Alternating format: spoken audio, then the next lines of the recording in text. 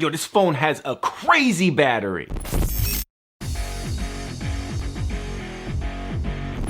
How's it going, everybody? This is Dave LeClaire with MUO Tech Bytes, and it is time to take a look at the biggest tech news stories from the last 24 hours. There's been some cool stuff going down in the world of technology, and I am here to take you on a magical journey through it. So why don't you kick back, relax, and let's go. So for this first story, I'm not gonna lie, I had to go to YouTube and look up the proper pronunciation of this brand name. I wrote the article about this, but I had no idea how to say it. It is Doojie. Doojie has announced a new smartphone with an 8500 mAh battery. Now this is one of those rugged smartphones that's relatively affordable.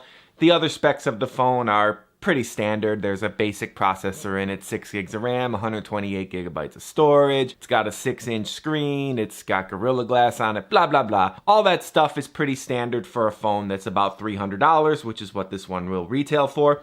But what really caught my attention is just how big that battery is. Now the company actually promises about 2 days of battery life or more with normal everyday usage. So I mean, you could be texting, playing games, watching videos, using your phone like a normal person, pretty standard amount, and you could get 2 to 4 days of battery life. You just don't see phones that last that long. And if you're the kind of person who beats on their phone, drops it a lot, and needs a rugged phone, this one is definitely worth considering. The model is called the Doojie S86, and it is scheduled to go on sale March 15th, and there will be a special limited price when it goes on sale on AliExpress, though the company did not announce what the limited price will be. They said it'll be a surprise, but we're assuming it's going to be less than $300 because that's the normal advertised price, and at $300 it's already pretty cheap. So we're kind of interested to see what it ends up launching for, but if you're not concerned about having the greatest camera and you're not into the whole flagship thing and you just want a phone that's rugged, that has a long battery life and can do the basic tasks that you need it to do, this might be one to keep on your radar. So in some sad news today, Sony has announced that it is shutting down Japan Studio, which is the company's oldest video game studio. It has been around for as long as Sony has been making video games, and they have released some gems such as Shadow of the Colossus, they've released Bloodborne, they've released all kinds of games. But the thing is, they haven't released a large quantity of games. They've released some really good ones in the games that they've released, but they haven't released enough to really be super profitable, it seems. Here's what a Sony Interactive Entertainment spokesperson had to say about the reshuffling and all the moves that are happening to Japan Studio. In an effort to further strengthen business operations, SIE can confirm PlayStation Studios Japan will be reorganized into a new organization on April 1st. Japan Studio will be recentered to Team Asobi, the creative team behind Astro's Playroom, allowing the team to focus on a single vision and build on the popularity of Astro's Playroom. Now, VGC, the publication that first broke this news, has learned that quite a few people have lost their jobs. They just didn't get their contracts renewed. So hopefully they all land on their feet. We wish them all the best in finding new jobs, whether it be in the video game field or in something else. As mentioned, the studio has not been very profitable, and that's probably because they put out games at a rather slow pace. Their games are very good. They put a lot of time and a lot of effort into them. But at a certain point, you have to release games. You have to get games on the shelf if you want to make money. And it just seems that this studio was not exactly being prolific enough for Sony. So I can't necessarily say that I blame them for shutting the studio down, but obviously I'm never happy to see people lose their jobs, and as mentioned, I hope they all land on their feet. Oh, Apple and Kia, you guys are always talking, aren't you?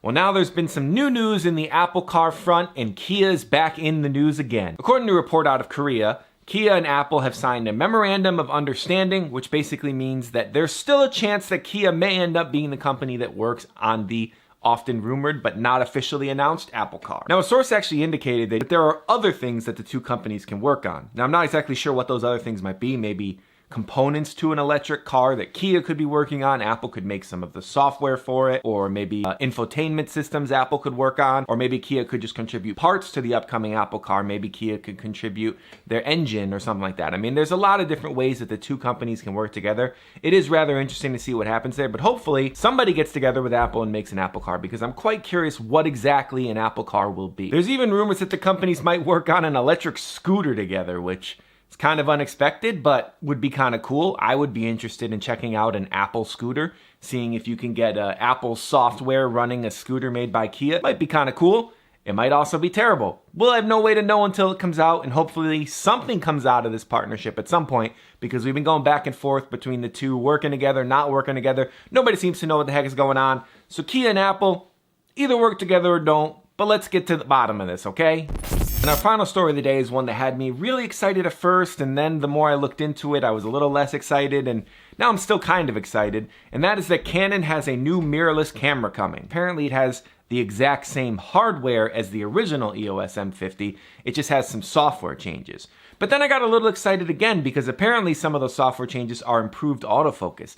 And Canon is already known for having some of the best autofocus on the market. So further improving that might make the EOS M50 Mark II a camera that's actually worth a second look, even if the hardware is not drastically changed in any way. Now Canon is clearly targeting this camera at vloggers and content creators because it added support for eye autofocus, it improved the regular autofocus, and it even added vertical shooting support. So if you're into that TikTok style video where you need to have a vertical screen instead of a horizontal one, it's going to have full support for that, which is pretty cool. So the thing that still keeps me a little excited about this new EOS M50 Mark II is the price. It's only going to be $600 for the camera body or $700 with a basic kit lens. That's pretty good for a mirrorless camera from Canon with all the technology it brings with it. Now obviously this is not Canon's top of the line camera, it's not even close, it's not its top of the line mirrorless camera, but it is a good camera for content creators, and at that $600 price point, it might be one that's worth considering even if the hardware is not massively changed from the original. Or even better, maybe we'll see some huge discounts on the original EOS M50, which will make that an even better value. Maybe we'll be able to get one of those for like $400 because Canon's got to move those leftovers, right? And there it goes, ladies and gentlemen, another episode of MUO Tech Bytes in the books. Thank you so much for hanging out with us and watching and learning about the latest technology news, because it's been a busy day. I've been busy making this video, and you've been busy waiting for it, and now it is here. Make sure to like, make sure to subscribe, and we will see you guys in the next one.